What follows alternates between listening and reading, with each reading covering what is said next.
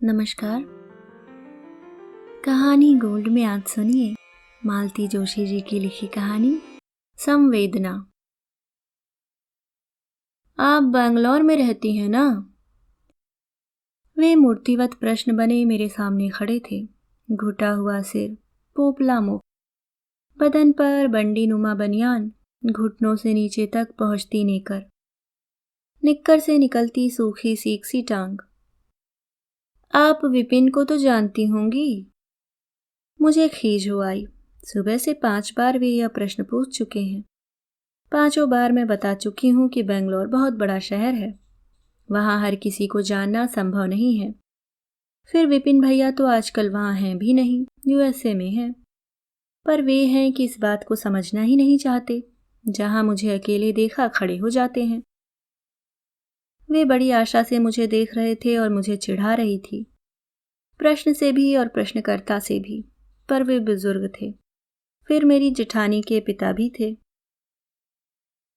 उनसे बदसलूकी नहीं की जा सकती थी, इसलिए मैंने बड़ी विनम्रता से कहा, देखिए बाबूजी। तभी भीतर से भाई साहब की गरजदार आवाज सुनाई दी। क्यों सुबह से उस गरीब के पीछे पड़े हैं? बता तो चुका हूं कि 25 तारीख को साहब बहादुर तशरीफ ला रहे हैं, तब जी भरकर भेंट कर लीजिएगा। वे बुरी तरह चौंक गए थे। भयचकित नजरों से आवाज की दिशा में निहारा और फिर डगमग कदम भरते हुए अपने कमरे में लौट गए। मुझे बड़ा संकोच हो आया। मेरी वजह से बेचारों को इतनी बातें सुननी पड़ी। भाभी जी सुनेंगी तो क्या कहेंगी? तभी भाई साहब की आवाज आई, मंजू तुम भीतर आ जाओ, नहीं वे फिर कान खाने चले आएंगे। कमरे में दोनों भाई सोफे पर अलग अलग बैठे थे। मैं कुर्सी पर बैठ गई। भाई साहब बोले, ज्यादा लिफ्ट मत दिया करो, चिपट गए तो छुड़ाना मुश्किल हो जाएगा। मैंने धीरे से कहा, उन्हें शायद एहसास नहीं है कि विपिन भैया इन दिनों बेंगलोर में नहीं हैं, बाहर हैं। उन्हें तो किसी भी बात का एहसास नहीं है।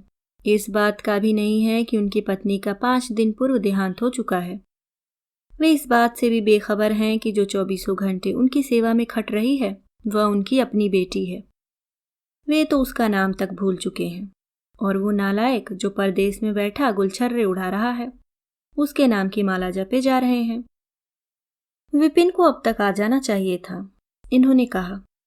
अरे उसकी माँ 6 महीने तक बिस्तर पर पड़ी रही, पर वह बंदा नहीं आया। बोला कल को कुछ हो जाएगा तो मुझे आना ही पड़ेगा, बार बार आना हंसी खेल थोड़े ही है। कुछ हो जाने के बाद भी तो नहीं आया।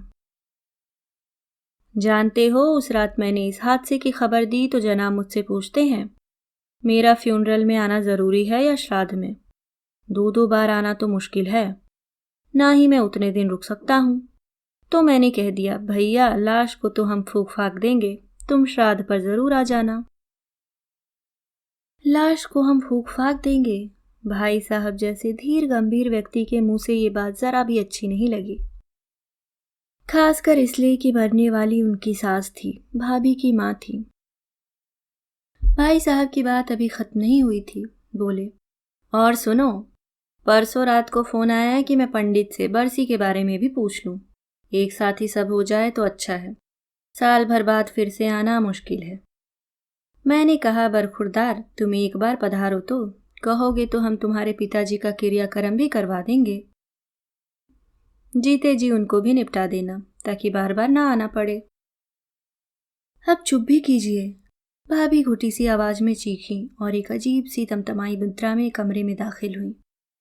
मेरी माँ की चिता तो ठंडी हो जाने दीजिए, दूसरी का इंतजाम करने चले हैं। मुझसे कह रही हो, उस नालायक से कुछ नहीं कहती हो? भाई साहब प्लीज। इन्होंने बड़ी मुश्किल से भाई साहब को चुप कराया और मुझे इशारा किया। मैं भाभी जी को पकड़कर भीतर उनके बिस्तर तक लिवा ले गई। गुस्से से, रुलाई से उनका पूरा बदन कांप रहा था। बड़ी देर तक मैं उनका सिर सहलाती रही, तब जाकर वे शांत हुई। मैंने धीरे से कहा, चाय पिएंगी? उन्होंने मना कर दिया। बोली, अभी मेरा बिल्कुल मन नहीं है, पर 4 बज गए हों तो अपने भाई साहब के लिए जरूर बना देना, नहीं तो उनका पारा फिर चढ़ जाएगा। और हाँ, 1 कप बाबूजी के कमरे में रख देना, जब मन होगा पी लेंगे। दोनों भाई गैलरी में बैठे हुए थे। भाई साहब को उपदेश देने की तो मेरी औकात नहीं थी। फिर भी चाय रखते हुए मैंने धीरे से कहा, दरअसल भाभी जी की मन स्थिति ही नहीं, उनकी हालत भी बहुत नाजुक हो रही है। भाई साहब बोले, 6 महीने से माँ का नरक उलीच रही थी, वही थकान निकल रही है। एक आध नर्स रख ली होती। ये बोले, नर्स के रेट्स जानते हो, 80 रुपया रोज लेती है, वो भी दिन की अलग रात की अलग रखनी पड़ती है। आखिरी दिनों में तो खैर रात में रखनी ही पड़ी थी। But it is a costly affair, you know. Vipin कुछ भेजता नहीं है? 5,000 महीना भेजता है, उतना तो दोनों की दवाइयों के लिए ही पूरा नहीं होता। बाबूजी की पेंशन वगैरह तो होगी। काहे की पेंशन, प्राइवेट नौकरी थी, कुछ फंड मिला था, उससे जबलपुर में एक छोटा सा घर ले लिया था। विपिन हिंदुस्तान में था तब भी माँ बाप को रखता थोड़े ही था। वे दोनों जबलपुर में बुढ़ापा काट रहे थे, लाचार हो गए तो हम ले आए।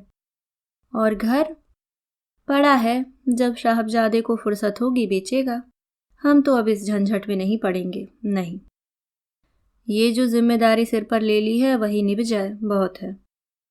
मृत्यु वाला घर वैसे भी उदास होता है, और यहाँ तो अवसाद की कोई सीमा ही नहीं थी। मुझे अच्छा लगा कि मैं जिद करके साथ चली आई। बच्चों को भी साथ ले आती तो अच्छा रहता, कुछ दिन रुक सकती थी, भाभी जी को सहारा हो जाता। मैंने भाभी जी से यही बात कही तो बोली, 2 दिन के लिए ही सही तुम आ गई, बहुत अच्छा लगा। और बच्चों को तो ऐसे माहौल में लाने का सवाल ही नहीं उठता, बेचारे सहम जाते। नानी के पास रह लिए यही बहुत है।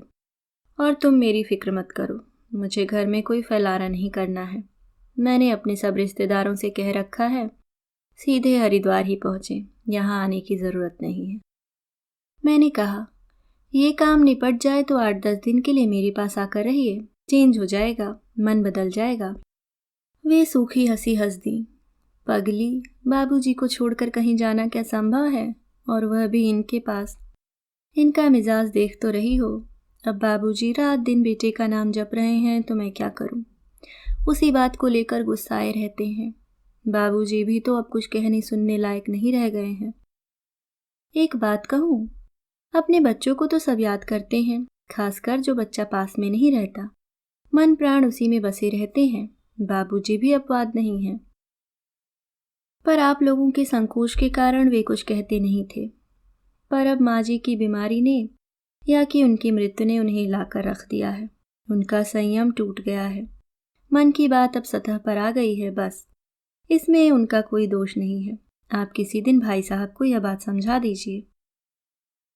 उन्हें क्या समझाऊंगी मैं, भाभी जी ने उसास भरकर कहा। बाबूजी तो खैर बूढ़े हैं, बदहाल हैं, पर इन्हें क्या हो गया है, पता नहीं कितना गुस्सा, कितनी नफरत मन में दबाए बैठे थे। अब सब सतह पर आ गया है और रात दिन मुझे जला रहा है। पूरा दिन झींकते रहते हैं कि इनकी वजह से जीवन नरक हो गया है। लोग हमारे यहाँ आने से कतराने लगे हैं, न हम ही कहीं आ जा पाते हैं। बच्चे घर से भागे भागे फिरते हैं, छोटा पढ़ाई के और बड़ा काम के बहाने आधी रात तक बाहर रहता है। बड़े ने तो साफ कह दिया है कि इन लोगों के रहते मैं शादी नहीं करूँगा। पराई लड़की को मैं इस अजायब घर में लाकर नहीं रख सकता। मैं चकित होकर सिर्फ सुनती रही। उनका गुस्सा भी जायज है मंजू, पर तुम ही बताओ मैं क्या करूं। वह नालायक पल्ला झाड़कर चला गया है, तो क्या मैं भी माँ बाप को सड़क पर फेंक दूं? चलते समय मन बहुत भारी हो गया था। भाभी जी ने गले लगाकर अश्रुशक्ति नैनों से मुझे विदाई दी। जाने के लिए मेरे पांव नहीं उठ रहे थे, पर बाहर बेसब्री से मेरी प्रतीक्षा हो रही थी। दोनों भाई घड़ी देख रहे थे। गेट तक आते आते मैं अचानक रुकी। बस अभी आई, कहते हुए मैंने सबकी प्रश्नार्थक नजरों का अनदेखा किया और बाबूजी के कमरे में चली गई। वे शून्य में नजरें गड़ाए बैठे थे। बाबूजी, हम लोग निकल रहे हैं, मैंने पैर छूकर कहा। वे चौंके और फिर वही प्रश्न, आप बैंगलोर में रहती हैं ना? जी, और मैंने भाभी जी से विपिन भैया का पता ले लिया है। घर पहुंचते ही हम लोग उनसे मिलने जाएंगे। मैं उन्हें बता दूंगी कि बाबूजी ने आपको याद किया है। वे कुछ क्षण मुझे घूरते रहे, फिर उनके पोपले मुख से हंसी की एक किरण फूटी जो उनकी आंखों की कोरों तक फैल गई। उस समय उनका चेहरा किसी बच्चे की तरह लग रहा था, निश्चल, निर्मम और प्रसन्न। मुझे लगा मेरा आना सार्थक हो गया है।